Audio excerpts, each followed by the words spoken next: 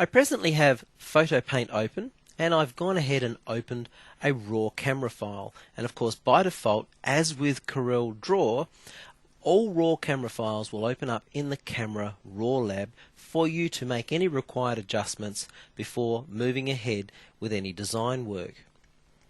The Camera Raw Lab allows you to do things that your camera didn't do for you.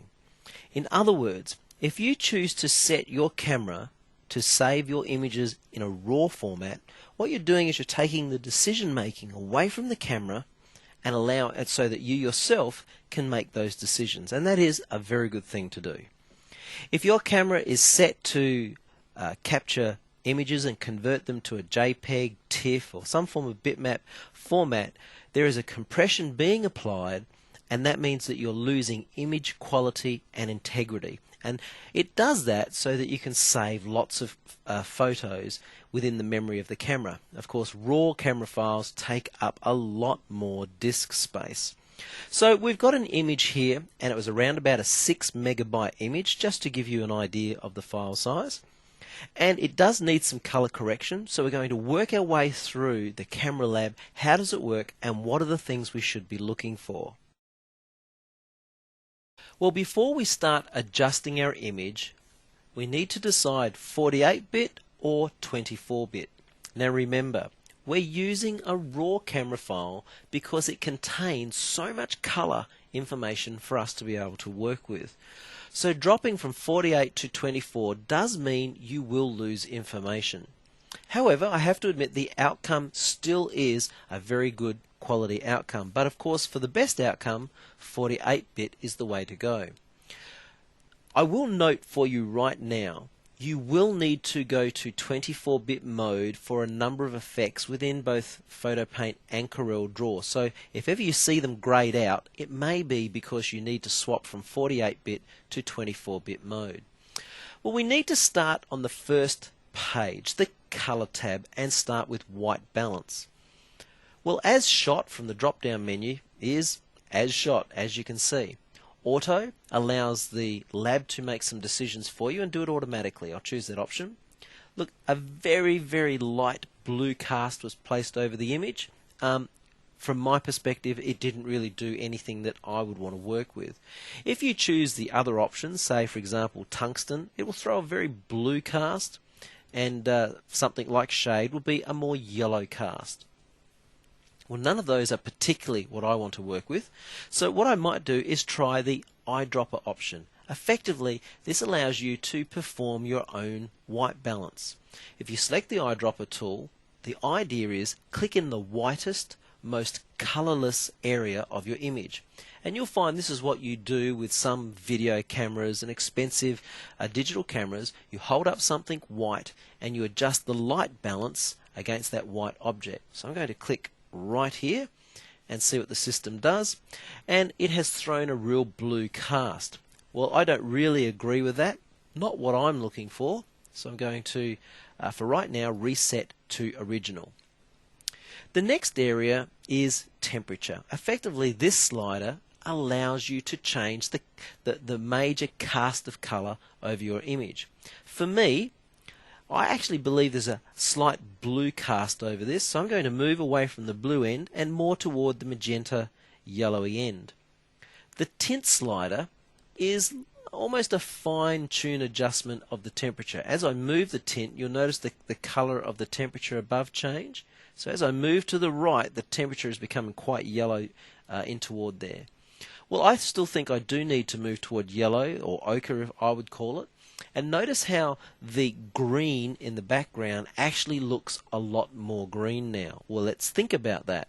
If we have a blue cast and we move more toward a yellow ochre tint, well, of course, blue and yellow makes green, so our green will be more highlighted and, of course, a richer green color.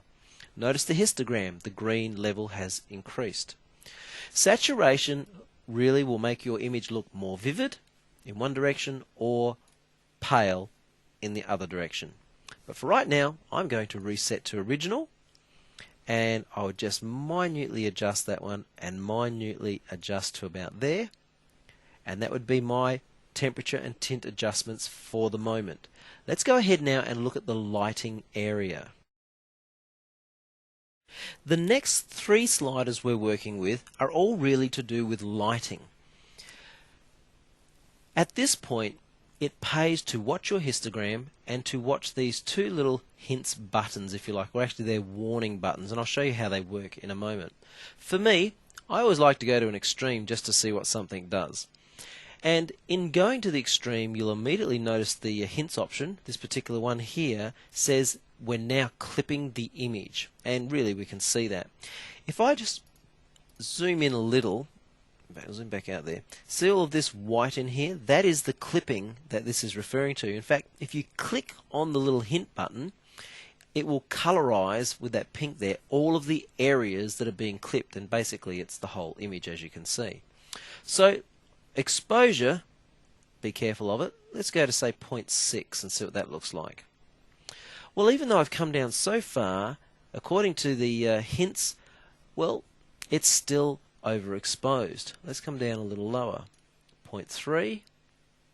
Now here's the thing, I'm almost back to a 0 value and still it's saying it's overexposed. Let me quickly turn off the highlighter that's highlighting the clipped areas, and I want to quickly show you this. Exposure gives you that sense of brightening an image, and even though that really, at first look looks okay, it's actually damaging the image. If I zoom in a lot closer, we can see all of that white damage there. So make sure you watch the little hint option there. So I think for us, we'll go back to 0, or actually we'll try 0.1. And even there at 0.1, or no, at 0.1 we're okay. We'll just go up a little, 0.2. And 0.4, say. How far can we go? There we go, and the hints are letting us know we're clipping. So really, what do we have? Like a 0.3 variance we could work with. So I'm going to go back to 0.2 and stay there at that, and zoom back out. Now the next area to work with is brightness. So I'm going to work with brightness. I'll go straight away up to 50% and just watch my hints area here, and watch the histogram. That really did help balance the histogram out a bit.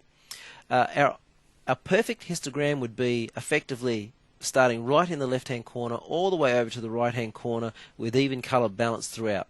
That is rare and very rarely ever happens, so we're looking for the best compromise possible.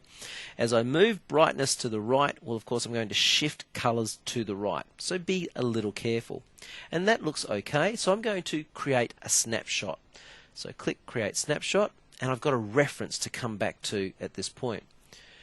The next slider, the shadow slider, what it does is it creates contrast, and it will also move the pixels, color pixels, to the left. So let's just watch the little hints option here, and where is too far? Right there is too far. Notice how the colors came down. If we click the button, we'll see all of the highlighted areas. And you see there's little dots of green just in there. I'll exaggerate that a bit more for you. See all those green areas in there? Okay, so come back to say a value around 30. No, we're still clipping, a little bit underneath that. And notice the histogram suddenly jumps to a more, or a fresher, better looking histogram. Okay, well I'll take a snapshot of that as well. Well, I can alternate between those two. That one's just a little lighter and possibly lacking contrast. This one, I do think, looks a little better. The one comment I would make is it looks a little too vivid. A little too green, a little too pink. So right now I would desaturate just to pale off the image a bit, but I've got to be careful, otherwise we'll lose contrast. A little bit more, and I don't mind that. So I'm going to create a snapshot of that. Well, we're next going to look at the details page. Sharpness, luminance, and color noise. To work with them, you really need to zoom into your image very, very closely. And it's only at this level of zoom that you will get a good idea of the effect that they're having. Luminance is a little bit like a snowy grey pixels appearing within your image. Let me just adjust this by a value of 1 so you can see what happens. Notice how it almost looks like a slight little blur took place? Well, it removed all of the whitey grey pixels, and there's many of them throughout the image. Now if I go a lot further and really increase the luminance noise area, you'll notice it didn't make that much more difference. A slight more sense of blur. So really, you want minimal blurring, obviously. So a value of 1 or 2, in this particular case anyway, is what we're looking for. So I'll type a value of 1 in. Color noise, in this particular image, oops, I'll need to adjust that again, there we go. The color noise in this image is actually, there's really not a great deal there. If I adjust the noise right up to here, you'll find you won't see a lot of difference. Color noise is, it's like random colored pixels appearing where they simply shouldn't be. That's what you would call color noise. And in my case, I really can't see any, so I won't adjust this at all. Well, sharpness is something I would adjust after I have adjusted luminance and color noise. It allows for some of that blurring effect that gets created. So if we adjust the sharpness to say 24, just watch the edge. See how the edge just cleaned up a little? I'll turn that off again. Be careful, you're trying to find that point where if I go too far, you'll find that obviously we're highly pixelated, back to halfway, and these are the things that you have to do, and you will notice, by the way, that the warning came up just then. So do pay attention to that. So really, between 0 and around 45, something like that, is our working area. And I'd be inclined to suggest, even there for me, I can see just the odd little bit of pixelation. So I think back here around the 25 mark would be around about right for me. So the properties page, just to highlight this for you, is obviously a page of reference. If you ever took a photograph and you thought that was an absolutely perfectly taken photograph, at least here you can come and see when you took your photograph and all of the settings that you actually had. So properties is great, I think, from that perspective. Well, I'll zoom back out now, and that's effectively my image, and I'm happy with my end result. So I'm going to click OK, and that's it for the Camera Raw Lab.